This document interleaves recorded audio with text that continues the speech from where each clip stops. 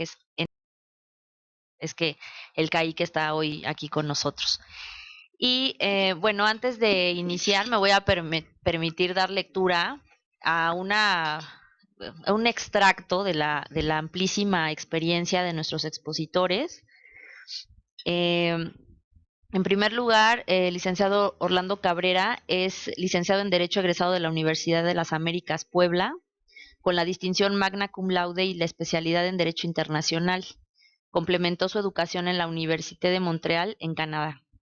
Participó en el Diplomado de Derecho y Globalización de la Suprema Corte de Justicia de la Nación, Derecho de las Telecomunicaciones, impartido por el Instituto de Investigaciones Jurídicas de la UNAM, Derecho de la Competencia Económica y Telecomunicaciones, impartido por el mismo instituto, así como Derecho de la Energía, impartido por la Escuela Libre de Derecho. Como parte de su actividad profesional, Orlando asesora a clientes gubernamentales y corporativos en asuntos concernientes a infraestructura, tales como energía, telecomunicaciones, transportación, construcción, agua y seguridad nacional, así como en el financiamiento de proyectos, licitaciones públicas nacionales e internacionales, concesiones y asociaciones público-privadas. Representa también a clientes nacionales y extranjeros en litigios, arbitrajes y otros mecanismos alternativos de solución de controversias, principalmente en asuntos derivados de proyectos de infraestructura.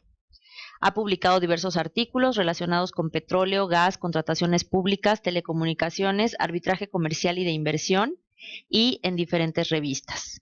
Es miembro del Review Committee y reportero del International Arbitration Case Law,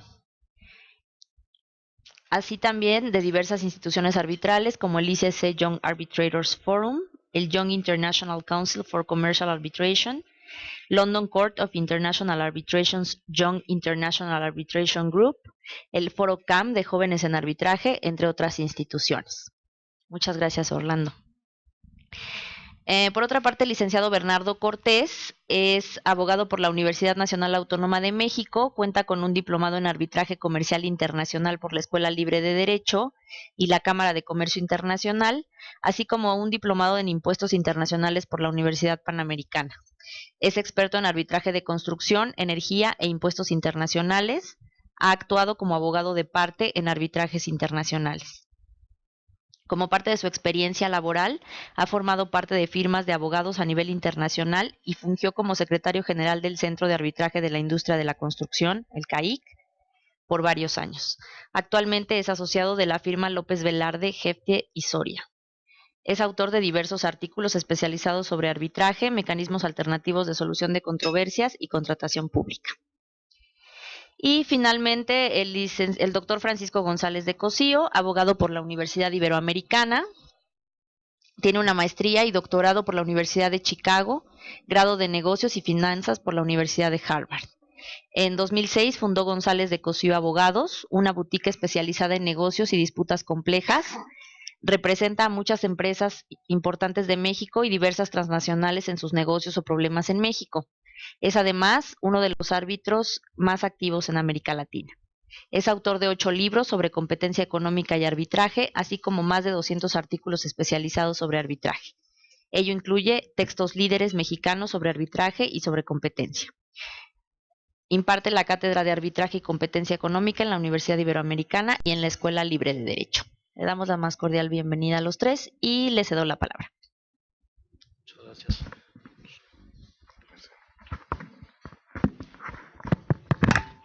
Bueno, la verdad que es un honor poder estar aquí con ustedes y con este distinguido panel de expositores. Yo me voy a permitir parar porque me siento más cómodo y así también para ver un poco la presentación. ¿Podrías ayudarme con la presentación? ¿Ponerla? Bueno, ¿por qué hablar del contrato llave en mano? Pues es un contrato muy complejo que implica una serie de obligaciones bastante extensas y consideré que, bueno, debido a una experiencia reciente que tuve y que el tema es bastante escaso tanto en la doctrina como los precedentes judiciales, pues me tomé la libertad de convocar a esta sesión y bueno, me da gusto que haya quórum e interés por el tema. Bueno, primero, ¿para qué sirve el contrato llave en mano? Pues para desarrollar un centro de distribución, para un centro de riego, para un proyecto hidroeléctrico. Por ejemplo, aquí están fotos de hidroeléctrica La Yesca. Aquí se ve la cortina. Esta es la segunda hidroeléctrica más grande del mundo en cuanto al tamaño de cortina. Hay varias formas de medir las hidroeléctricas. Aquí se ve la cortina otra vez. Aquí es donde van las turbinas que van a generar la electricidad. También sirven para proyectos petrolíferos. Y bueno, pues también para un parque eólico, un parque fotovoltaico, incluso hasta para la construcción de un satélite. Entonces, como vemos, es un tipo de contrato muy útil para una gran variedad de proyectos complejos que requieren obligaciones bastante diversas por parte del contratista. Bueno, ¿qué es turnkey? Turnkey, pues como la palabra lo dice, consiste en la sustantivación de girar la llave. Es decir, implica las obligaciones más amplias para el contratista a fin de que solamente llegue el cliente, gire la llave y bueno, pues todo el proyecto ya está funcionando. Es decir, implica desde el diseño, la construcción, la puesta en marcha, operación y bueno, pues si es el caso, incluso la corrección de defectos. Sin embargo, la doctrina y en los países podemos ver en la legislación de Colombia, en la legislación de México, no existe un concepto uniforme de qué es llave en mano. Entonces, bueno, pues prácticamente es el ejercicio profesional, la redacción de los contratos donde aterriza. Ahí les están repartiendo un artículo que tuve oportunidad de escribir a fin de abrevar un poco sobre el tema, pues considero que es escaso y bueno, espero les sea útil. Entonces, como les decía, los elementos del contrato llave en mano son el diseño, la construcción, la puesta en marcha, se entregan las instalaciones y bueno, pues todo va a ser a cambio de un precio. No sé quién me quiere ayudar a leer esta definición. ¿Podrías ayudarme a leer esta definición? Claro. Se adquiere del contratista un paquete integrado de bienes y servicios necesarios para un proyecto que incluye el diseño, conocimientos técnicos y demás propiedad intelectual, equipo y materiales, edificación, construcción, etc. Entonces, esta definición que nos dan Christopher Smil y Emmanuel Hulin es un paquete. Entonces, es una contratación en globo donde yo te voy a dar bienes y servicios a través de un precio, pero es un paquete de servicios. Entonces, esta definición me gusta por la palabra paquete. Otra interesante, bueno, es el contrato ICC para grandes proyectos. ¿Podría ayudarme a leerla? Diseñar, procurarse, suministrar, ejecutar, comisionar, probar y completar las obras y deberá sanear cualquier defecto de las obras.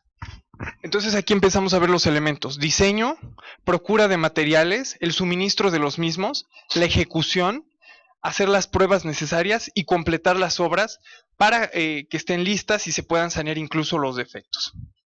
Bueno, aquí el Tratado de Libre Comercio en el capítulo 10, que trata sobre compras del sector público, también trata lo que son los contratos llave en mano. Y aquí se refiere a proyectos integrados. Entonces vemos que un sinónimo de llave en mano es un proyecto integrado, donde el contratista puede elegir a los subcontratistas y la persona, es decir, el contratista asume el mayor riesgo asociado con la no realización del proyecto. Bueno, la Ley de Obras Públicas, en su texto original del año 2000, en el artículo 3, fracción 3, preveía lo que eran los proyectos llave en mano. Sin embargo, hubo una reforma en 2009, se eliminó la palabra llave en mano y quedó idéntico el texto. Pero bueno, vemos que proyectos integrales o llave en mano son sinónimos. Y aquí me gusta porque dice desde el diseño hasta la terminación total. Entonces, en eso consiste el llave en mano, que el contratista se va a hacer cargo de las obligaciones desde el inicio, la concepción del diseño, los planos, el proyecto de diseño, la ingeniería de detalle, todo eso hasta la terminación total. Por eso el espectro de obligaciones es muy amplio y bueno, pues el cliente tiene una ventaja que simplemente va a pagar. Bueno, aquí, como les referí, voy a hacer alusión a Hidroeléctrica La Yesca, un caso real. Y no sé aquí si el licenciado nos quisiera ayudar a leer qué dice esta cláusula. Cláusula segunda. El objeto del presente contrato es la ejecución de las obras civiles, obras electromecánicas y obras asociadas. Procura, ingeniería, fabricación, transporte, montaje. Pruebas, servicio de cualquier naturaleza a ser proporcionados o ejecutados por el contratista y puesta en servicio. Gracias. Entonces aquí vemos nuevamente cómo el objeto es muy amplio. Procura, ingeniería, fabricación, transporte, montaje, todo lo que sea necesario hasta la puesta en servicio de la hidroeléctrica. Y luego cuando habla de los trabajos necesarios para realizar el proyecto, bueno, pues hace un desglose enorme de todas las obligaciones y habla del diseño, la fabricación, construcción, montaje, pruebas y puestas sobre los servicios de unidades, sobre las obras civiles, sobre las pruebas electromecánicas, el riesgo hidrológico, geológico, sísmico, geotécnico, y continúa la lista, es muy extensa y bueno, pues ahí en los materiales lo tienen para mayor referencia. Luego tenemos unas obligaciones básicas y también, bueno, pues dice la realización de pruebas, la comisión, a sus empleados, los trabajadores, la propiedad del proyecto, en fin, es muy amplio. Bueno, ahora quiero tratar ciertas modalidades del proyecto llave en mano. Está lo que se llama el BOT, Build, Offer, Operate and Transfer, y también lo que en México conocemos como CPS y APP, que son estos contratos públicos, donde por una parte se celebra un contrato llave en mano, que implica además del diseño, procura, suministro, fabricación, puesta en marcha, y se extiende por unos 15, 20 años con el servicio.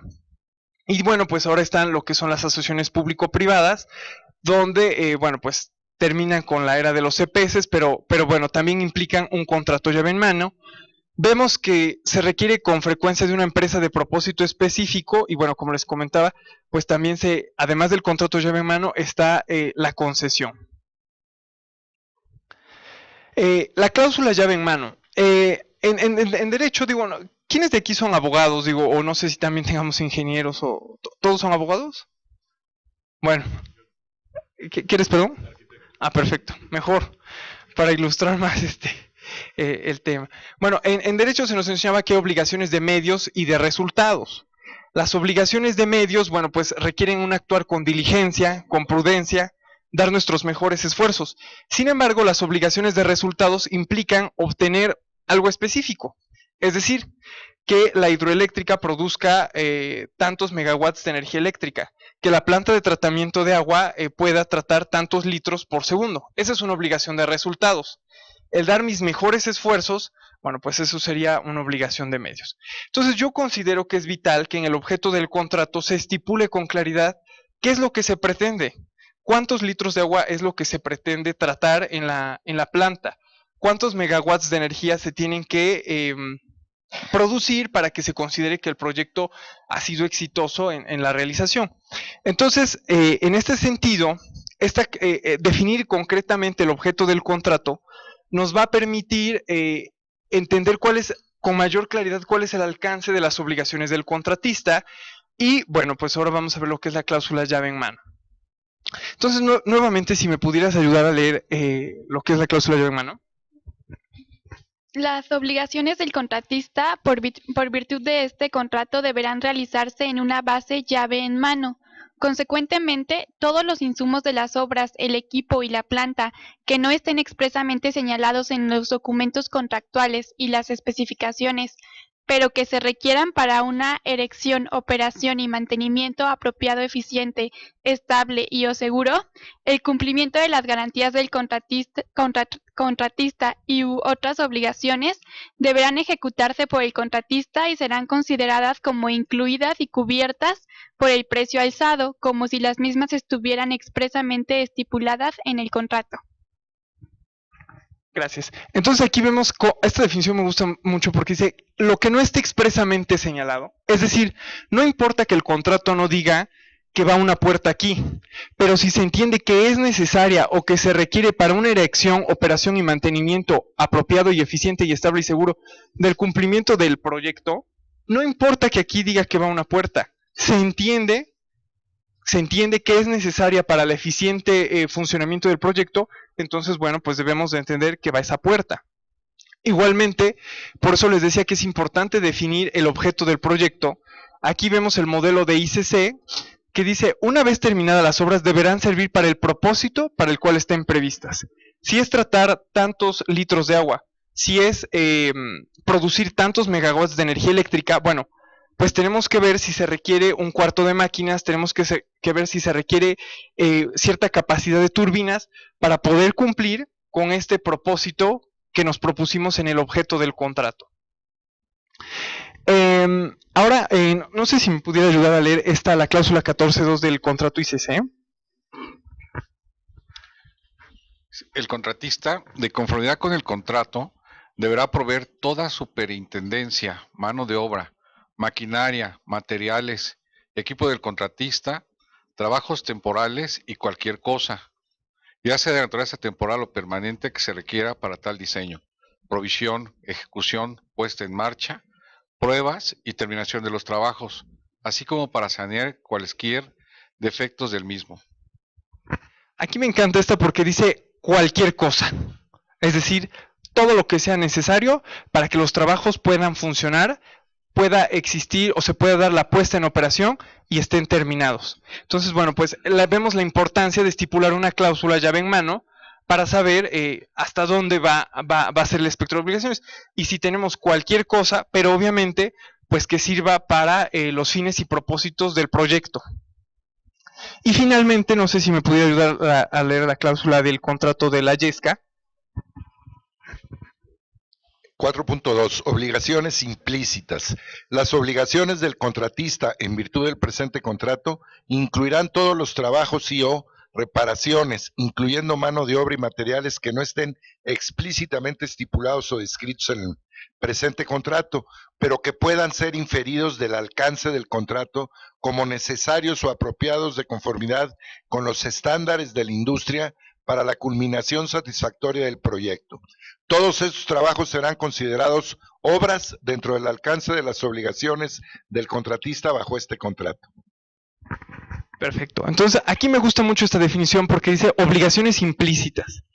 Y dice que incluye todos los trabajos y o reparaciones, incluyendo mano de obra, materiales, que no estén explícitamente estipulados. Es decir, otra vez, aunque no esté dicho en el contrato, en los planos, en todo esto, que se requiere una puerta, que se requiere un cuarto de máquinas, cierta capacidad de las turbinas, pero si vemos que requerimos construir una planta que produzca tantos megawatts de energía, que pueda tratar tantos litros de agua, insisto, se entiende que implícitamente deberá de cumplir todo lo necesario para que alcance ese objeto del contrato. Y bueno, pues delegar tal responsabilidad presenta ciertas ventajas para el cliente. Es decir, va a haber una mayor asignación de los riesgos para el contratista. Y bueno, pues solo tiene un solo contrato. Sin embargo, delegar tanta responsabilidad en el contratista implica a su vez pues que le cobre más caro el contratista. No lo va a hacer por el mismo precio. Si tú quieres que yo me haga cargo del diseño, la procura, bueno, pues obviamente todo eso le va a costar al cliente. Y entonces, bueno, pues esa puede considerarse una desventaja. Pero bueno, en cuanto a que haya un solo contrato, bueno, pues eso implica que el contratista va a tener un menor control porque, bueno, pues delega toda esta responsabilidad al cliente. Y bueno, finalmente aquí ya nada más, para referir unos últimos puntos, existen ciertas formas o modelos de contrato que yo les sugiero seguir cuando se realicen este tipo de negociaciones. Estas instituciones tienen modelos ya muy acabados, experimentados, que vale la pena revisar, sobre todo cuando se empieza una negociación. ¿Por qué? Porque existe tal cantidad de obligaciones, tal cantidad de responsabilidades, que bueno, pues ya se han pensado, ya se han probado y bueno, pues han sido expuestas aquí. Ahora, finalmente me gustaría referir algunos puntos que hemos visto en los contratos de obra, como por ejemplo los problemas que surgen derivados de la mayor permanencia, un alza extraordinaria en los insumos, y consideramos en algún asunto que pues esto iba a ser muy difícil de explicar al juez. ¿Cómo le explicas al juez que hubo una mayor permanencia por periodos de lluvias? En fin, son temas que normalmente no ven. Y por ello yo considero que el arbitraje, y bueno, pues por eso también convocamos esta mesa, es una respuesta muy real para tratar todo este tipo de obligaciones. Digo, por falta de tiempo ya no tuve oportunidad de desarrollar más temas, pero las obligaciones son tan complejas y explicarle a un juez, sobre todo por decir en una ciudad como Oaxaca y que son jueces mixtos y que ven materia penal, civil, concursos mercantiles y que tú les llegues con un asunto, hablarles de mayor permanencia y explicarles que porque hubo una crisis en China, perdón, una crisis en Estados Unidos y que China empezó a consumir mayor acero y el acero escaseó en el mundo y subieron los precios. O sea, digo, para un abogado es difícil entender, te sientas con el ingeniero, pero yo teníamos esa preocupación en un asunto, pues de llegar a explicarle todo este tipo de situaciones al juez. Y desgraciadamente, las pruebas implicaban un camión de 3 toneladas lleno de cajas con facturas, pólizas, planos, N cantidad de documentos, y tuvimos el infortunio de llegar al juzgado y la secretaria de ese juzgado dijo, mire licenciado, sí le digo que este asunto en este juzgado no va a entrar. Le dio miedo ver un camión de 3 toneladas en su juzgado. No la culpo, digo, se puede entender, pero no justifica la actitud que haya tomado hacia un asunto. Ella no tenía que entender los planos, ella no tenía que ver las pólizas, ella no tenía que sumar todas las facturas. Para eso iba a haber una pericial, para eso iba a haber un perito, un ingeniero, que iba a abrevar sobre esos temas. Ella cuando mucho lo que tenía que hacer pues era foliar, poner los numeritos y bueno, pues correr los traslados y aquellos temas. Pero le dio miedo, le dio miedo. ¿Y saben lo que hizo para desecharnos la demanda? Agarró 3 carpetas, seleccionó al azar algunas páginas y dijo, mire, de la carpeta 59 está borrosa la hoja 5, 7 y 29. De la carpeta 30 está borrosa Se le previene para que en el plazo de 3 días usted entregue copias legibles y de lo contrario se desechará. Se le presentaron las copias, pero pues a su criterio dijeron que no eran suficientemente legibles. Imagínense una póliza que tiene números chiquitos, la calidad luego de las impresiones no es muy buena, pero nosotros íbamos esperando enfrentarnos a problemas como el sobrecosto por alza extraordinaria en los insumos, mayor permanencia, temas complicados. Y la respuesta del juzgado fue, no va a entrar porque me da miedo, porque se ve muy peligroso un camión de 3 toneladas en el juzgado. E incluso cuando se fueron a recoger los documentos, le dijo al pasante, mire, le voy a dar la clave para que no vuelva a entrar aquí. En vez de ponerle Orlando Cabrera, como apoderado de la empresa tal, le pone Cabrera Orlando, y así le va a caer en otro juzgado.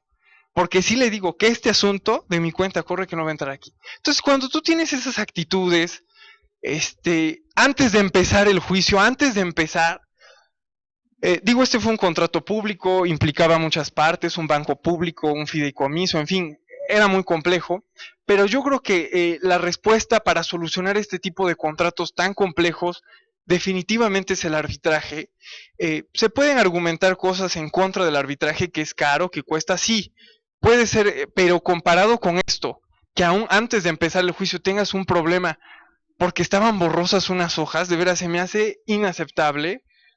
Digo, no vengo aquí a criminalizar al Poder Judicial, tengo un profundo respeto por el Poder Judicial y las instituciones, pero bueno, sí me preocupa que haya este tipo de actitudes frente a cuestiones tan complejas. Y bueno, pues por eso es que cedo la palabra aquí a nuestros siguientes expositores para que nos platiquen cuál ha sido su experiencia en lidiar con este tipo de contratos en arbitraje y bueno, pues los beneficios que ven para resolver los mismos.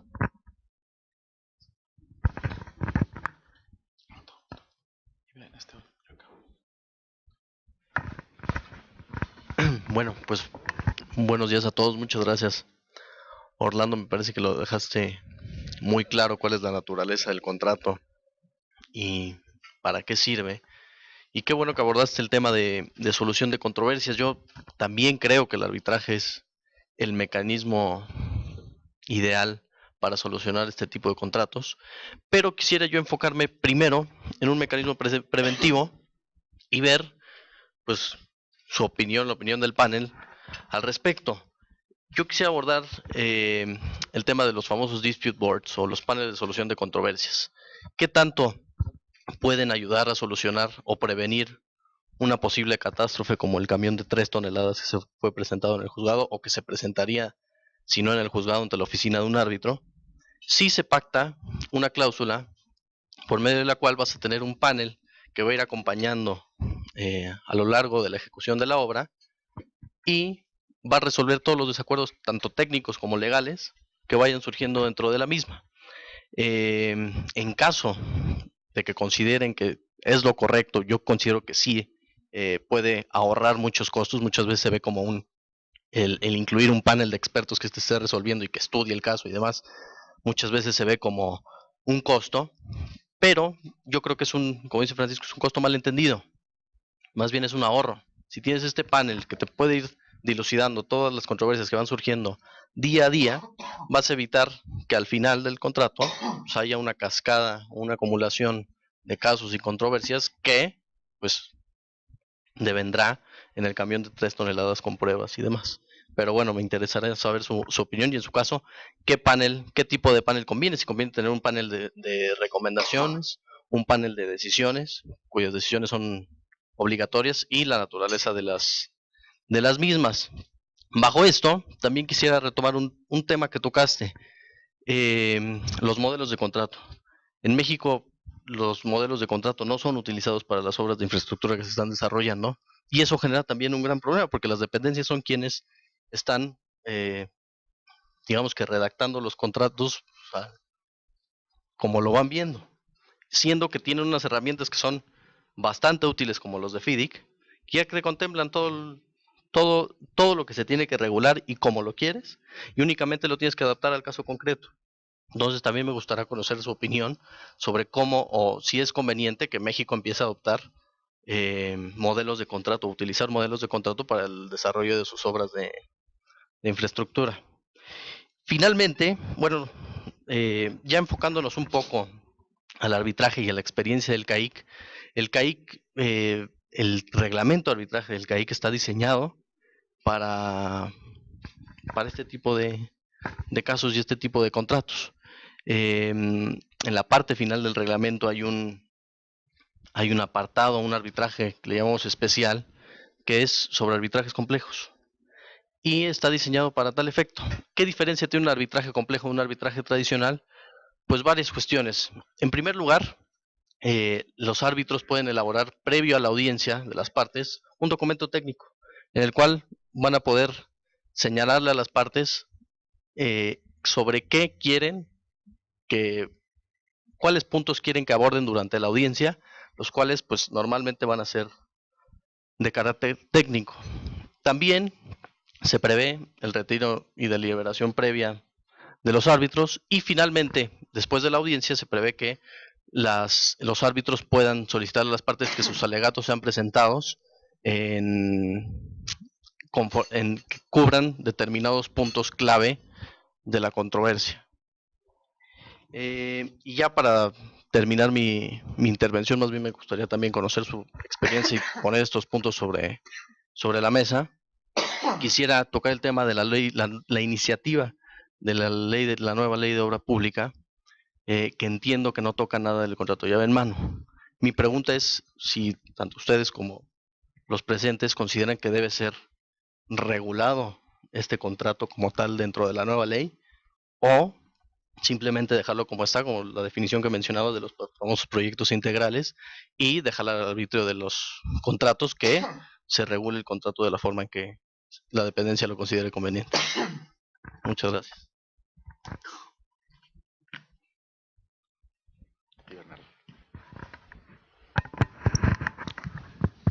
Gracias a todos ustedes por estar hoy de valientes en este día de manifestaciones y de inseguridad. Hoy por la mañana estoy saliendo una bronquitis y por eso tuve que usar esto. Si toso, les pido su paciencia. Es un enorme gusto para mí, y hablo también por CAIC, el que se nos haya invitado hoy. Entiendo, me acabo de enterar que hubo un desfile de instituciones arbitrales previo, seguramente a Canaco, CAM y ahora CAIC.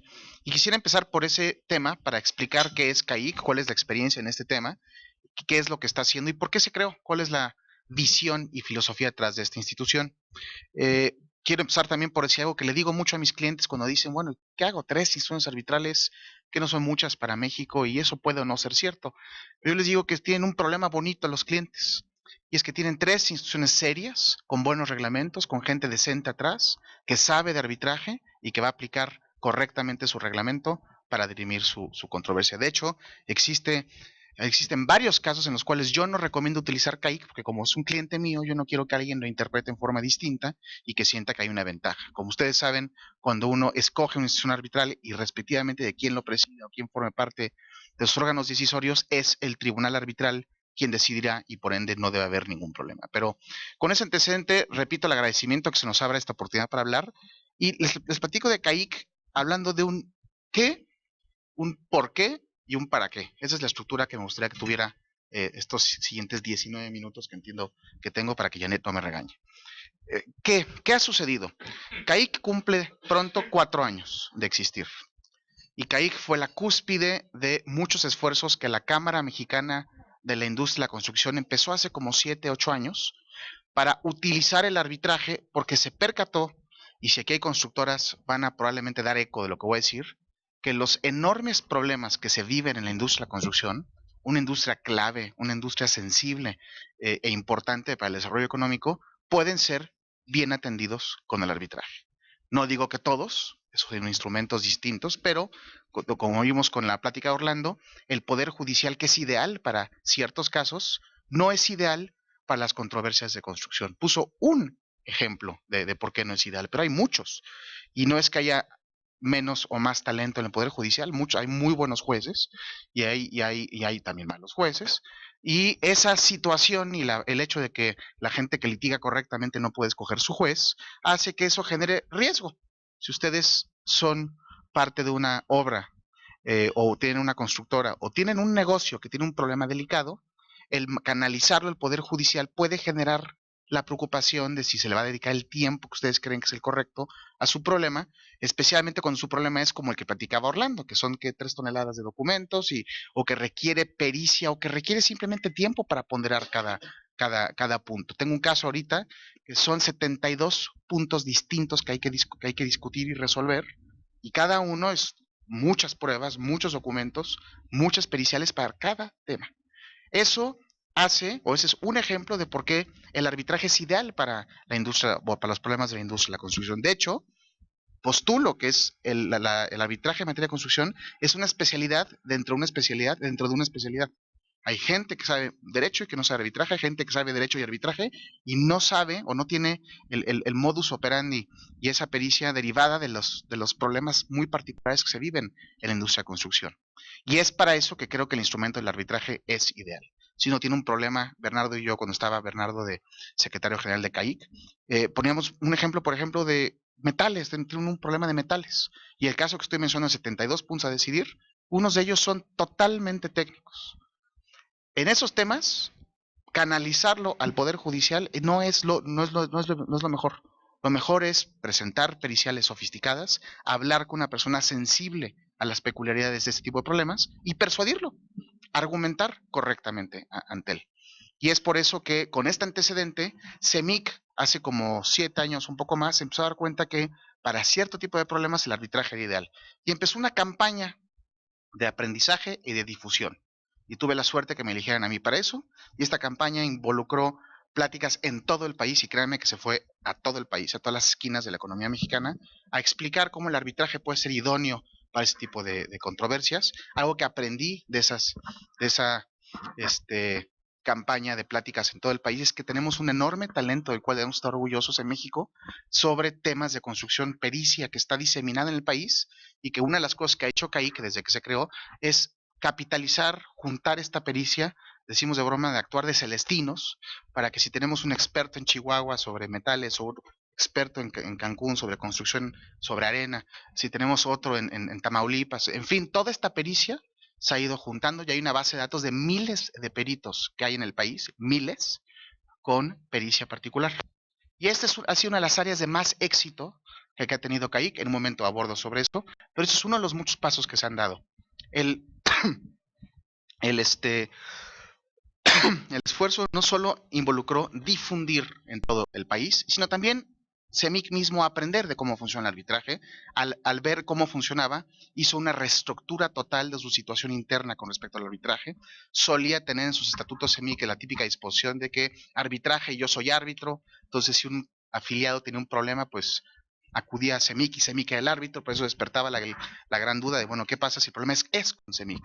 Entonces hizo toda una reestructura de sus estatutos y tiene un régimen ya sofisticado y jurídicamente creo yo el correcto para canalizar esas controversias al arbitraje. Y el siguiente paso que se dio fue, bueno, ¿qué hacemos? Queremos todavía más esfuerzo con respecto a arbitraje y se analizaron opciones para hacer vínculos con instituciones arbitrales existentes y se decidió, por motivos distintos, que si quieren abundo en ellos, que lo ideal era crear un centro de arbitraje nuevo, ex profeso, como traje a la medida para la industria de la construcción, con mucho músculo, con mucha energía detrás de él para impulsar el arbitraje de la forma que se sintió que necesitaba la industria de la construcción mexicana y ahora veo que latinoamericana, porque tiene mucha actividad en otras partes de América Latina, y se crea CAIC. ¿Y qué es CAIC? CAIC se crea como una asociación civil, es decir, como ustedes saben, no tiene fines de lucro, se independiza absolutamente, se le da independencia jurídica, operativa y financiera, y se le da una aportación de capital, que son casi 10 años de costo fijo para mantener financieramente viva la entidad. Hay más cosas que, que se establecen, como un régimen de supervisión, como un régimen de rendimiento de cuentas. Hay muchísima actividad que tiene CAIC frente al CEMIC para rendir cuentas de este enorme voto de confianza que ha recibido, pero uno de los grandes pasos que se dio es que verdaderamente se emancipó totalmente. Por ejemplo, cuando se creó, una pregunta obligada era, bueno, ¿qué funcionarios de CEMIC, por ejemplo, el director jurídico, van a estar en CAIC? Y era una pregunta natural para muchas personas. Y Bernardo recordará este esfuerzo que se dijo, no puede haber nadie. Tiene que ser, tanto en esencia como en apariencia, totalmente independiente y neutral. Y esto es algo que yo invito a que lo piensen. Yo no sé cuántos, y me incluyo, es más, empiezo por mí, tenemos la talla para crear un proyecto, financiarlo, darle alas, y luego decir, no es mío. Es un poquito como los hijos. Uno los cría para que creen alas y luego tengan alas, vuelen y lo dejen a uno. Y eso es lo que hizo CEMIC, y lo hizo muy bien, entendió el porqué de la absoluta independencia y le ha dado alas. Todas las personas que forman parte de su consejo directivo y órgano consultivo son absolutamente distantes de CEMIC y no hay ningún tipo de injerencia. O sea, yo he llegado al extremo de decir, yo quiero poder tener la posibilidad de que si a mí alguien de CEMIC me habla porque le preocupa un caso, poderle colgar y que no puedan remover a alguien y que no puedan, es absolutamente independiente. Y esto, ahora lo que estoy viviendo, y también le tocó algo a Bernardo y a Orlando, que anda por aquí, el nuevo secretario general es Orlando Ocio, que está aquí con nosotros, ha llegado inclusive a extremos, es decir, ya somos demasiado independientes, no se nos considera para cuestiones de CEMIC, es parte de la familia CEMIC SCAIC, entonces ha sido tan aceptado por los ingenieros que hasta se les ha pasado la mano para mi gusto. Pero esto en cuanto a la estructura orgánica, que quisiera enfatizar una cuestión, y es un órgano directivo, un consejo directivo chiquito para tomar decisiones veloces, que no se estanque. Los abogados sabemos que nos fascina hablar mucho y nos toma tiempo decidir, y en las controversias de construcción puede ser clave tener que tomar decisiones rápidas, por ejemplo, recusaciones, por ejemplo, a quién nombrar de árbitro, etcétera. Entonces decidimos tener la siguiente estructura, que sea un consejo directivo pequeño, atado como un segundo engrane, con un órgano consultivo. Entonces yo los llamo el cerebro y el alma de CAIC, porque funcionan como engranes, que cada sesión de consejo directivo asisten un par, a veces 3 miembros de órgano consultivo, y son miembros de consejo en esa sesión y se les trata igual, se les da documentos, todo, tienen acceso a todo.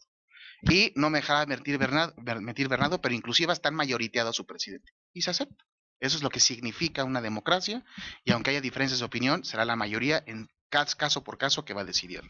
Y este grupo de órgano consultivo, pues yo invito a que lo vean, son practicantes, no solo abogados, hay no abogados, al arquitecto le interesará saber eso, hay ingenieros, hay extranjeros, hay gente que, la constante es que es gente prominente en su materia y que puede tener que ver con la industria de la construcción. Otra constante que ustedes observarán es que hemos tratado de buscar vínculos con personas clave en todo el país, que queremos generar una sinergia doble. Por un lado, tener gente clave de, por ejemplo, Hidalgo, Tamaulipas, Chiapas, en fin, que vengan y que sean parte de este universo de la familia CAIC, y por otro que nos digan qué quieren ellos en su jurisdicción. Si te dicen, bueno, en Hidalgo no hay nada, ven y vamos para allá y hacemos actividades con ellos. Y el gran beneficio que tiene aquí CAIC es que la infraestructura CEMIC, con la distancia que he platicado, respetando la independencia, está a sus órdenes para hacer cosas loables para la industria de la construcción.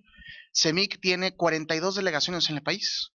Eso quiere decir que hay más delegaciones que estados. Hay estados que tienen muchas, por ejemplo, Veracruz tiene 4, y todas esas son parte de esta familia de actividad con CAIC que están actuando en temas de construcción. Mucho de la actividad de CAIC, mucha de la actividad que tuvo Bernardo mientras estuvo, era asesorar a constructores en todas partes del país para cómo usar arbitraje, qué cláusula, el tema de dispute boards que ya explicó, etcétera. Eso es lo que está haciendo.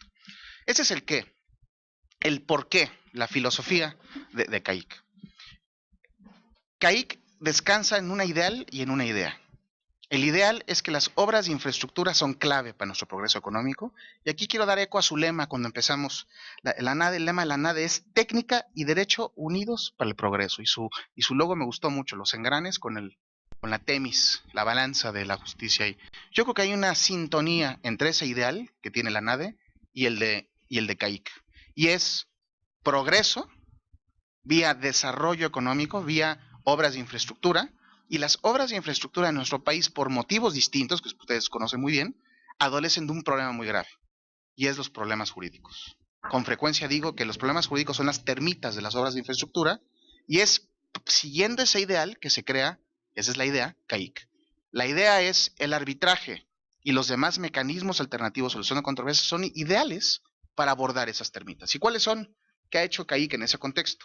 Tenemos 5 reglamentos: el de arbitraje, el de peritaje, el de conciliación, el de dispute boards y el de costos. Un reglamento independiente, hay un motivo detrás de esto, es una disciplina independiente. El tema de costos sí es transversal a todos los mecanismos. 5 reglamentos que son un sistema, le decimos, o les solíamos decir Bernardo y yo, y les decimos con frecuencia a constructores, que son una especie como de caja de herramientas.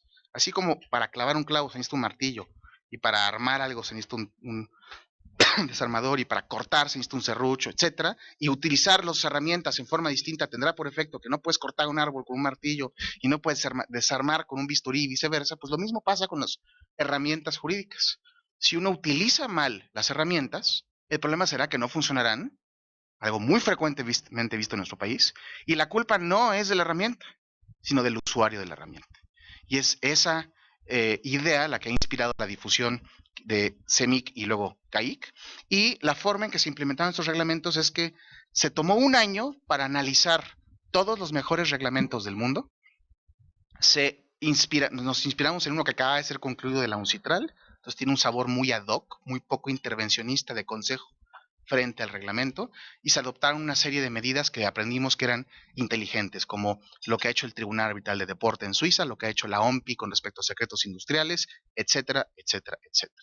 London Court fue otra fuente de inspiración. Todo, yo diría que la crema innata de todo lo que se ha aprendido en diferentes instituciones del mundo se vertieron en esto y se adaptó para que funcione dentro del sistema de este reglamento. Algo interesante en este ejercicio es que fueron parte del mismo ingenieros. Y eso explica un par de peculiaridades que tiene este reglamento, que no faltará quien a primera reacción diga, esto está raro o esto es criticable, pero tiene una razón de ser. Por ejemplo, y quiero resaltar algunas de ellas. El escrutinio optativo, esto es algo muy raro. Generalmente, por ejemplo, la ICC, CAM, tienen escrutinio. Y eso quiere decir que ustedes tienen un tribunal arbitral conforme a ese reglamento. Antes de emitir el laudo se le manda a la institución para que le eche un ojo sobre forma y algunos aspectos de consistencia para evitar contradicciones, nunca a fondo, porque el árbitro son los árbitros, no la institución arbitral, y hace sugerencias. Esto está incluido opcionalmente en CAIC. Y aquí uno podría pensar, estoy seguro que alguien ha pensado, que esa es idea mía, y esa no es idea mía. Esa fue idea de un ingeniero que me dijo, y esto lo voy a decir como me lo dijo a mí, y no es ninguna falta de respeto a nadie. Me dijo, Francisco, yo sugiero que pongamos esa medida, porque los ingenieros no sabemos escribir, así me dijo. Entonces, si tenemos un panel, un tribunal arbitral, formado por un ingeniero, un contador y un arquitecto, ese fue el ejemplo que puso, con todo respeto a los arquitectos, pues me da de tranquilidad a mí que ustedes lo revisen. Entonces, y que sea optativo, que no sea obligatorio, es opción de las partes. Y ahí sí, sobre opción de las partes, quien quiera que lo quiera criticar, tendría que detenerse a decir, bueno, si las partes así lo quieren, eso es perfectamente loable. Y como es a opción, no es a fuerzas, pues yo creo que eso no puede más que redundar en tranquilidad de las partes que así lo escojan, si así lo quieren. Otra medida que fue parte de esta labor conjunta entre ingenieros y abogados, es que existen una especie como que de menú de opciones de arbitrajes especiales, después de tener el arbitraje, el régimen normal de todo el arbitraje. El primero fue el de monto reducido. Segundo, acelerado. Tercero, urgente. Y cuarto, el complejo. Monto reducido es el régimen, y perdón que lo diga así, pero el más barato del país, probablemente América Latina, el que tiene que. Y esto es algo que despierta ciertas dudas, porque no sé si conviene no pagarle bien a los árbitros, que luego la experiencia enseña que se están quemando las pestañas hasta las 4 de la mañana trabajando en algo y se les paga cacahuates. Y eso no puede ser sano, entonces la gente no le dedica el tiempo suficiente a tu caso. Pero lo que se ha decidido aquí es establecer un umbral que cada año se actualiza, y si las partes así lo quieren, pues escoge un árbitro que esté bien pensado para que sin que descuide el asunto, le dedique el tiempo adecuado. Y aquí hay algo que es difícil de balancear, pero que se ha logrado en el único caso que hemos tenido sobre ello. Ha habido ya un caso de monto reducido, y el árbitro, un árbitro único, un joven muy prominente, muy inteligente, le dijo, emitió un laudo. ¿Qué tal el laudo que emitió? Ya quisiera yo ver en casos normales, complejos, en fin, la calidad y de ese laudo para una persona que ganó 5,000 pesos por ese caso. El asunto era pequeño, pero como suele pasar la experiencia, despertaba ciertas dudas complejas, y esta persona que tomó con mucha honra ese cargo dijo, yo lo hago, y luego hablamos de eso, hizo un muy buen laudo, se le pagó 5,000 pesos, lo tuvo en menos de un mes y ese asunto se solucionó. Y lo que busca es ser el régimen más competitivo, no porque queramos dañar a los árbitros, sino porque hay bien utilizado esto, hay una veta de actividad que despierta el dilema de cuánto laboriosidad dedicarle, y de obtener fallos o utilización del arbitraje adecuado a las necesidades del problema. No es ninguna noticia para ustedes, todos lo hemos vivido, que hay casos sencillos, pero muy cuantiosos. Y hay casos muy pequeños, pero muy complejos. Y es ante eso que lo que hemos querido en CAIC es no simplemente establecer o un régimen tarifario por hora, como lo hace el London Court, o un régimen ad valorem, como lo hacen muchas instituciones arbitrales, sino tomar una especie como de híbrido. Como punto de partida se toma el segundo, ad valorem, porque da mucha certeza a las partes, especialmente quien asesora. Pero luego se analiza, a ver, ¿qué necesita este caso? ¿Quién necesita este caso? Se analiza qué, se toma una decisión sobre cuánto se pide como anticipos, y en base a eso se remunera.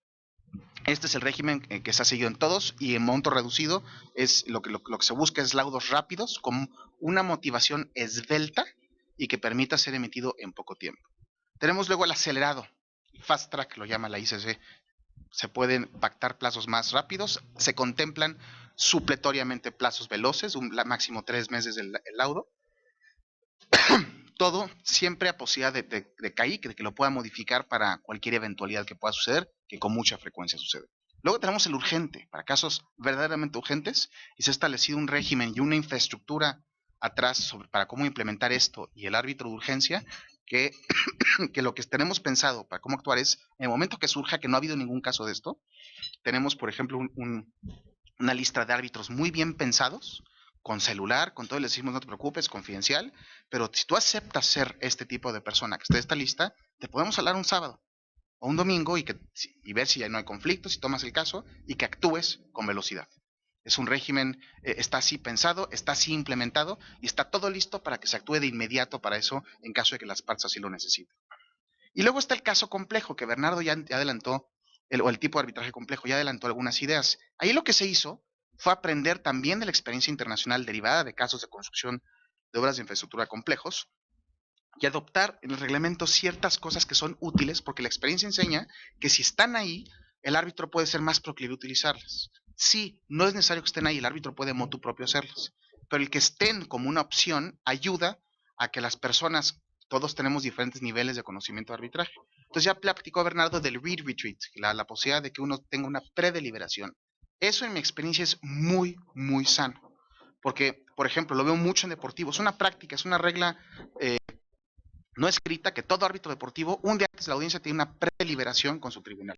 Entonces, todos lo sabemos los árbitros deportivos, que una noche antes vamos a cenar o comer para tener más tiempo para deliberar. Se delibera, no cotorrea, pueden cotorrear si quieren, pero se delibera para cristalizar lo que está en la mente del tribunal. Hay una planeación sobre cómo exponerlo en la audiencia, quién, qué, cómo en qué momento, qué temas no, porque hay veces que árbitros hacen preguntas que hubiera sido mejor no hacer, y se llega a la audiencia con esta preparación. Pero hay otro motivo por el cual este Retreat es Reed, porque lo inventó Lucy Reed, una neoyorquina muy destacada. Su razonamiento era, todos somos abogados, los que nos dedicamos a esto, muy ocupados, y cuando estás en tu oficina, la gente no te deja concentrarte. Y ella le ha ofrecido a árbitros de ella decir, yo te pago el que te vayas al hotel de la audiencia, vete 2 días antes o 3 con tus árbitros y quédate, y concéntrate en el caso, y platiquen sobre el caso, y estén ahí y no estén en sus oficinas. Y eso a ella le ha funcionado muy bien y se implementó aquí como una de las medidas. Otra de las medidas, ya lo platicó Bernardo Cortés, el documento técnico. Esta es una solución, no es la única, pero es una que puede ser útil para el gran dilema que se ve mucho en arbitraje de construcción, que es cuando la litis es absolutamente técnica, no solo jurídica. Por ejemplo, el caso de metales que expuse, una manera de manejar una manera de manejar ese dilema es exigir a los peritos que se pongan de acuerdo en qué están en desacuerdo. Esto es, piénsenlo, es una medida muy astuta, muy profunda sobre cómo resolver el gran problema que es que si uno no sabe, yo no sé nada de química, y si la diferencia de opinión es química, y los peritos se portan mal, como con mucha frecuencia se portan mal, que cada uno se radicaliza y dice lo que su cliente le paga que diga, en esos casos se despierta un dilema bien profundo y bien grave, y es que se carece, en verdad, el insumo para que el tomador de decisión, que no es experto en este tema, pueda tomar la decisión correcta. Y ese dilema puede llegar a extremos serios, que yo creo que no es exageración decirlos. Si esa cuestión es lo que actualiza o no la hipótesis normativa de la cual van a derivar consecuencias, es decir, es el corazón del asunto, puede ser que todo tu fallo esté mal. Todo. Y todo porque la praxis actual de peritos, todos la conocemos, es muy lamentable. Entonces, una medida, no es la única para remediar esto, es decir, yo les pido que se junten y hagamos un documento técnico. Y se diseñó en el reglamento de una manera muy pragmática. O lo hago yo, y tú me dices tus comentarios, tú partes y perito, o lo haces tú y te pones de acuerdo en que estás en desacuerdo. Y entonces ya puedes por lo menos sintonizar como árbitro y saber qué es lo que no sabes. Y eso ayuda mucho para mejor ventilar y seguir en la audiencia el intercambio entre peritos y mejor resolver. Son algunas de las peculiaridades. Otra que llamamos su atención es el mecanismo de designación conjunta, que no es la regla de default. La regla de default es la típica arbitraje, que es cada quien designa a su árbitro. Pero hay un mecanismo, que es el artículo 16b, que dice, si optan por esto, se detona un juego. Y invito a que lo lean bajo eso. Y el juego lo digo en el sentido de teoría de los juegos. Se detona un modus operandi, y esto, por cierto, me senté a redactarlo con un especialista en teoría de los juegos, que es un consejero que se llama Alfredo Bulardo, un peruano brillante. Diseñamos un esquema en el cual A y B, que van a designar un tribunal arbitral, tienen que cooperar de una manera que resulte un tribunal todo designado por ambos, para que sea un tribunal totalmente independiente y totalmente imparcial. No se fuerza esto a las partes. Las partes, al elegir el reglamento, no compran o no se llevan esta disposición. Pueden optar por ella y yo se las recomiendo. Yo la hago con mucha frecuencia, inclusive sin esta disposición. Yo con mucha frecuencia, y quien haya, no veo ningún adversario en algún caso aquí, pero siempre invito a mi adversario a que conjuntamente designemos todo el tribunal. Es una gran medida, depura muchas impurezas, insula o resuelve sospechas, y tienes como resultado certeza que tienes un tribunal totalmente independiente, totalmente imparcial, y tanto en esencia como en apariencia. Con esto concluyo, agradeciendo de nuevo su invitación, y estamos a sus órdenes para contestar cualquier duda. Muchas gracias.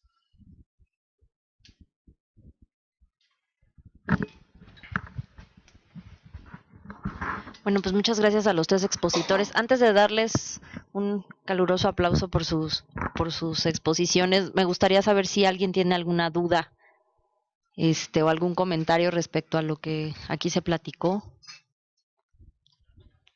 o incluso si hubiera algún comentario respecto a al par de cuestiones que Bernardo puso sobre la mesa por parte del panel. Sí, bueno, a mí muy brevemente me gustaría comentar lo que decía Bernardo, que si se debe regular el contrato llave en mano en la nueva ley de obras. Yo creo que es innecesario, es mejor dejarlo como está, y bueno, pues que sea la libertad de los entes contratantes que puedan determinar qué cláusulas que sí, que no. Digo, es tan complejo que ponerle cierta regulación pues sería una camisa de fuerza.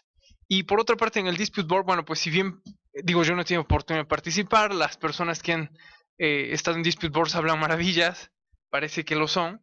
Yo creo que solo es para ciertos proyectos muy complejos, a lo mejor como hidroeléctrica Yesca que mencionaba, pero se me hace muy interesante, creo que habría que explorarlo más, pero no sé, a lo mejor yo creo que para un proyecto menor, algo que involucre menos complejidad, menos riesgo, pues tal vez no sea tan prudente, ¿no? Y ahí analizar, bueno, pues si queremos que las decisiones del Dispute Board sean obligatorias o no, ¿no? Entonces, yo creo que también ahí es un dilema interesante que se podría ver y bueno, estos serían mis comentarios.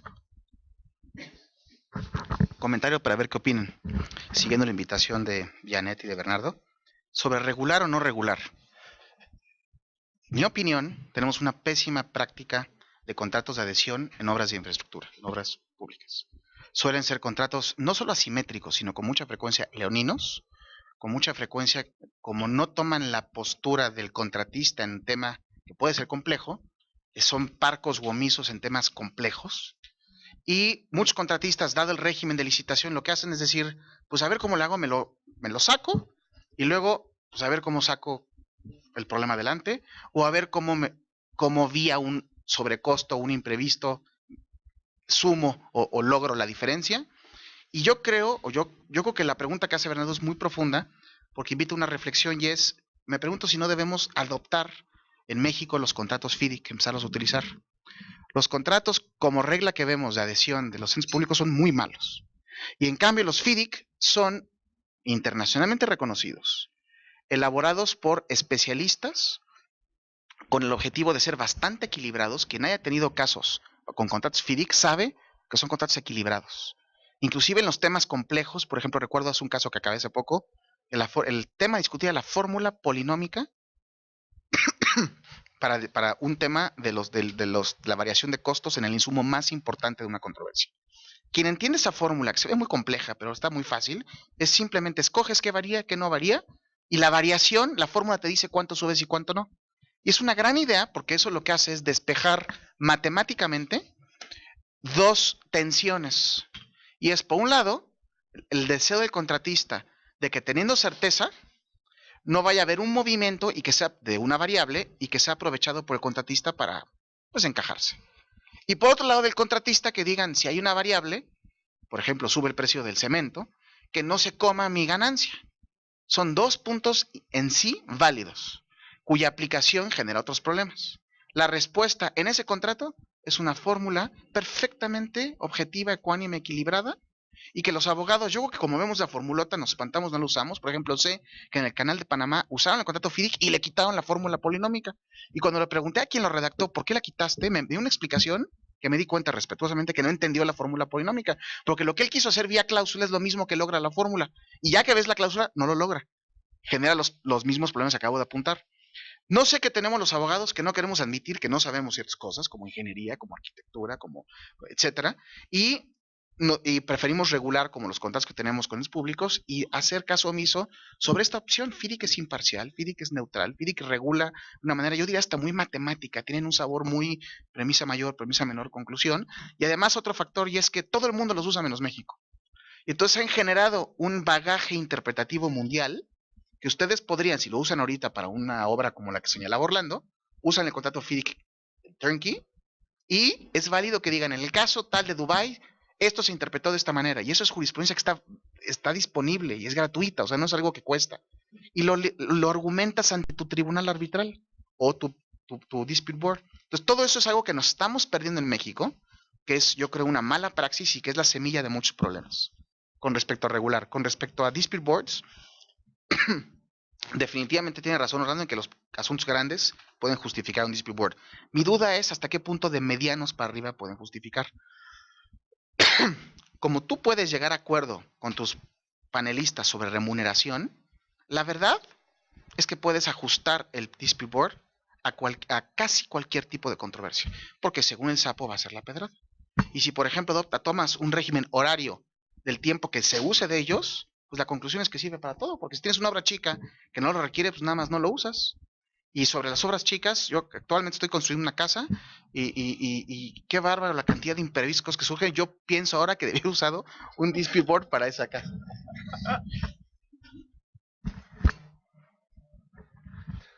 Bueno, pues muchas gracias por responder a las cuestiones.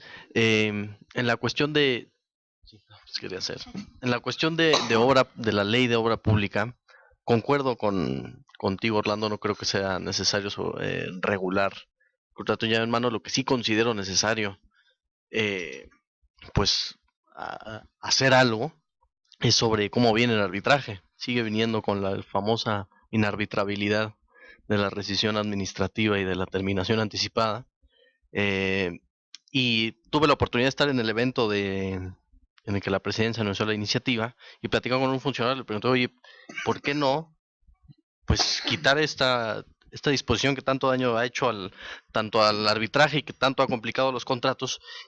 Y su respuesta, la verdad, me causó un desencajo porque me dijo que pues que Pemex y CFE ya no van a utilizar esa ley, entonces pues, ya no era necesario ponerlos porque ya no va a aplicar a Pemex y CFE. Y le dije, bueno, pero SCT, la Comisión Nacional de Hidrocarburos, etcétera, pues lo van a seguir utilizando, ¿no? Entonces, sí creo que hay que hacer ahí algo al respecto para tratar de modificarlo. Si no, va a ser un problema con el que vamos a tener que lidiar por el resto de los años. Bueno, yo nada más hacer un comentario sobre el tema de los dispute boards. Sí, efectivamente creo que es una fórmula que ha sido poco explorada y debería de tal vez utilizarse un poco más. Sin embargo, creo que también hay otra opción. Creo que, por ejemplo, este reglamento de arbitraje acelerado con el que cuenta el CAIC y que en otras instituciones tiene algunos otros nombres, ayudan a, dentro del transcurso de toda la obra, ir resolviendo los problemas pequeños que se van presentando.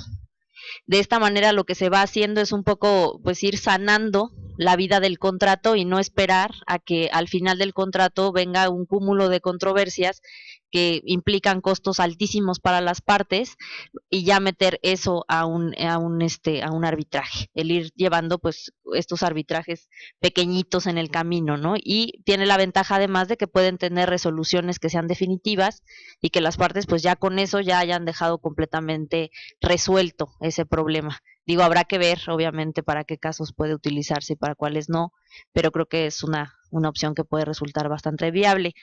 Y esto sale a colación porque les cuento, cuando yo estuve en la Secretaría General de la Comisión de Arbitraje de Canaco, justo nos llegó un asunto de una obra muy grande en donde estaba involucrado un ente gubernamental, en donde dentro de la cláusula arbitral se había previsto la constitución de un dispute board.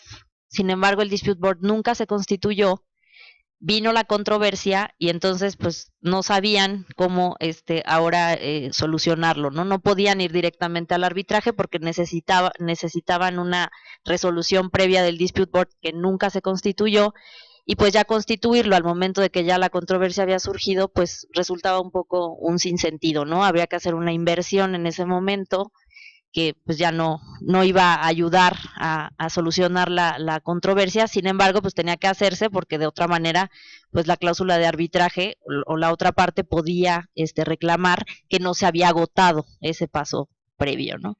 Entonces, bueno, pues eso nada más como anécdota. No sé si alguien más tenga algún comentario. Sí, adelante.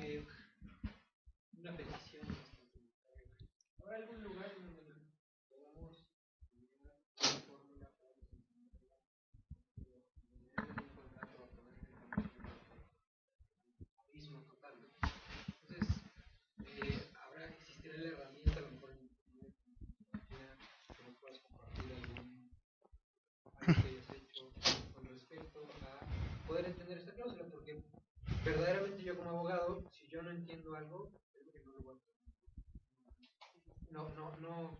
no voy a verle la cara a mi cliente diciendo que algo.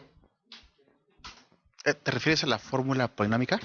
Las condiciones generales FIDIC, como está pensado el contrato FIDIC, que tengo en mente, es que tiene condiciones generales y luego tú puedes sumarle condiciones particulares que lo modifican en lo que tú crees que debe ser. Y la explicación con respecto a la fórmula polinómica, porque el punto es muy válido, ¿no? Y no quise parecer dogmático, aunque no lo entendemos, es una fórmula y yo no era especialmente bueno en matemáticas, pero cuando yo vi eso y vi las condiciones generales y las leí, la entendí perfecto. Porque tienes un resultado que deriva de pones en la fórmula, uno es, por ejemplo, cemento. Y te dices, el cemento hoy, imagínate que valga $10 la tonelada, no sé cuánto valga. Y lo que haces es que eso se multiplica y divide por el precio del cemento en la fecha donde surge la controversia. Entonces imagínate y se pondera por la cantidad de insumo de la obra. Entonces, lo único que haces tú es meter el insumo y el nuevo precio, que es un mercado internacional, es un referente internacional, y te arroja esa fórmula un resultado. Entonces, ¿qué quiere decir? Cuando lees las condiciones generales, dices, ya entendí, lo que está haciendo esto es como el dilema de los contratistas y los dueños en esto, es que siempre, y medita, estoy seguro que muchos lo han vivido aquí, el gran dilema es, el contratista siempre quiere ganar para su lado y quiere inflarle para llevarse más, y no es crítica, es observación entendible porque sus incentivos son esos. Y por otro lado, el dueño quiere certeza y si hay una variación de un insumo, está dispuesto a pagar la variación, pero solo la variación, porque no quiere que por ahí se le cuelen otras cositas. La manera de resolver eso matemáticamente es que digas, bueno, identifiquemos qué insumos pueden variar o no, por ejemplo cemento, y los ponemos en la ecuación y todo lo demás que no está puesto se entiende como parte del costo fijo, no se toca. Entonces la labor de un abogado asistido de peritos ahí es que te diga, mira, la experiencia enseña que la varilla no cambia, por un ejemplo. O ejemplo, no, puede cambiar, pero déjame pensar otro ejemplo. Que también cambia, ¿no? Pero es que todo cambia, la pregunta es quién lo absorbe. Y lo que haces en la fórmula es identificar qué estás dispuesto tú a asumir, contratista, y qué estás dispuesto tú, dueño, a absorber el riesgo de esa variación. Esa es la pregunta esencial. Y tú lo que haces es que lo identificas. Entonces, el ejemplo que yo tengo era cemento. El asunto que yo vi era cemento. Se movió el cemento y una parte decía, me debes tanto, y sacaba una foto de todo lo porque una carretera que cruzaba todo Centroamérica. Todo lo que implicó de cemento es eso que se estaba reclamando. Y era impactante. Era una manera muy inteligente de presentar su caso de esta parte. Y entonces había que ver la fórmula polinómica, a ver qué decía, y litigas sobre la fórmula. Ahora, esto es en ese caso, pero esto ya ha pasado. Hay un ente público en México que usa mucho fórmulas. Y lo interesante de eso es que la fórmula es la obligación. Es jurídicamente muy interesante eso. Lo que hacen, por ejemplo, y me recordó el ejemplo, cuando pusiste la llave, los contratos a largo plazo, las modalidades que explicaste, un ente público mexicano que ha firmado muchos contratos, que en esencia lo que hace es decir, ven tú, extranjero, haz esta obra mexicana, yo te doy un contrato a 25 años. Entonces ese extranjero saca sus números y dice, y recuerden el caso que tengo en mente, que su break-even, o sea, a partir de qué momento era utilidad, era el año 17. Ese tipo de obras, el único instrumento jurídico del planeta que puede ser útil para remediar sus controversias es arbitraje. Porque lo que pasa ahí, las partes que van a invertir, en el caso que tengo en mente, invirtieron $400 millones en una obra de infraestructura, que la remuneración o lo que iba a cobrarle al ente público era una cantidad que en una fórmula sacabas después de aplicar la fórmula cada año, porque todas se movían, y de esa manera te cerciorabas que quien invirtió se lleva una remuneración correcta, porque viene el margen de utilidad, es uno de los insumos, y el ente público le va a preocupar, no tiene que ser público, puede ser una persona que quiera hacer este mismo esquema, que es muy inteligente, que es utilizar el capital de otros. Él lo que quiere es, como tú generas un monopolio bilateral a 25 años, quiere estar seguro que esa persona no te haga lo que llaman en teoría de los juegos el hold-up problem, que te tienen pescado. Y como te tienen pescado, te suben y ya no hay nada que puedas hacer. Utilizan una fórmula, la fórmula es la relación jurídica, y cómo se muevan, lo que tú determinas como árbitro es qué tiene que pagar quién. Funciona. Lo que necesitas es una persona que se siente, le dedique 500 horas a los escritos, las pruebas, y la cifra no es exagerada. Un caso de estos le toma a un árbitro 500 horas resolverlo, porque lees los escritos de las partes, que suelen ser demanda, concesión, réplica, dúplica, alegatos, la audiencia de 3 días, las periciales, y escribir el laudo toma como 500 horas. Necesitas que una persona le dedique 500 horas a eso, entender la fórmula, ver las periciales, cómo lo sacan, entenderlas, y decide quién tiene la razón. El arbitraje es ideal para eso. Nadie en ninguna parte del mundo, por más desarrollado que sea tu sistema judicial, un juez de Londres no puede dedicarle con con los asuntos que tienen que ver de paternidad, de lo que tú mencionas, lo que ambos mencionaban, no puede dedicarle 15 horas. Para eso está el arbitraje. Sobre el comentario de que es caro o no, los costos son manejables. Caro es lo que no vale lo que pagaste. Y el arbitraje, si lo manejas bien, puede ser perfectamente adecuado. A mí la gente que me dice que me salió caro, alguien manejó mal algo. O se encajó tu abogado, o tú malentendiste la figura, pero por definición tú puedes manejar los costos en el arbitraje. Pero no sé si eso resuelve. Y las condiciones generales FIDIC, te metes, hay una página de internet FIDIC, es gratuito, te metes y lo bajas, y si no las consigues yo te las mando, con mucho gusto.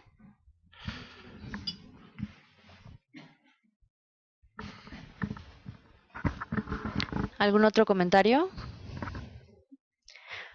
Bueno, pues no nos queda entonces más que agradecer a nuestros expositores y la presencia del CAIC por estar hoy aquí en las instalaciones de ANADE. Me voy a permitir entregar un reconocimiento a nombre de la asociación a cada uno de los expositores. Lo que se ha hecho en ANADE desde hace ya mucho tiempo es que en lugar de comprar algún reconocimiento para ellos, se hace una donación a Proeducación en su nombre y bueno, pues con esto cumplimos también con una labor social. Muchísimas gracias a todos por su presencia hoy y pues esperamos verlos pronto en la última sesión de este comité de este año, que va a ser en diciembre. Que tengan muy buen día.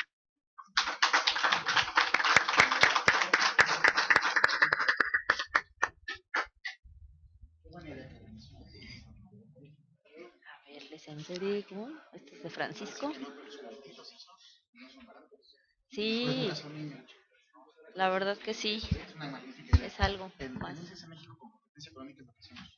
Donamos a nombre de los. Claro, sí. Sí, entiendo que aquí se hace igual. Sí. Gracias.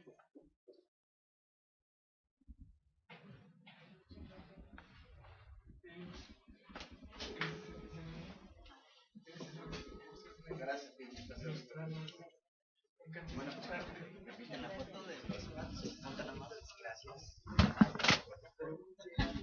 No se contagia. Ah, ok. Sí, toma una foto de la tarjeta.